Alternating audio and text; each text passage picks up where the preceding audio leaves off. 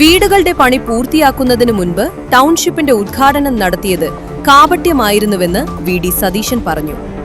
പണി പൂർത്തിയായിരുന്നെങ്കിൽ പിറ്റേന്ന് താക്കോൽ കൊടുത്താൽ മതിയായിരുന്നല്ലോ. ഇത്തരമൊരു കാപട്യം നടത്തി തിരഞ്ഞെടുപ്പ് കാലം മുഴുവൻ സർക്കാർ അതിനെ ആഘോഷിച്ചു. ആയിരക്കണക്കിന് ബോർഡുകൾ വച്ചു. പണി വൈകിയതിന് ഞങ്ങളെ വിമർശിച്ചവർ നൽകിയ വീടുകളിൽ ഇത്ര ദിവസമായിട്ടും ജനങ്ങൾക്ക് താമസം തുടങ്ങാൻ പറ്റിയിട്ടില്ലല്ലോ എന്നും വി.ഡി. സതീശൻ ചോദിച്ചു. മന്ത്രി രാജൻ മേശപ്പുറത്ത് കയറി എന്ത് നാടകമാണ് കളിച്ചതെന്നും വി.ഡി. സതീശൻ ആക്ഷേപിച്ചു. വിടലുണ്ടോ എന്ന് മേശപ്പുറത്ത് കയറി നിന്ന് പരിശോധിക്കേണ്ടത് മന്ത്രിയാണോ എന്ന് വി.ഡി. സതീശൻ ചോദിച്ചു.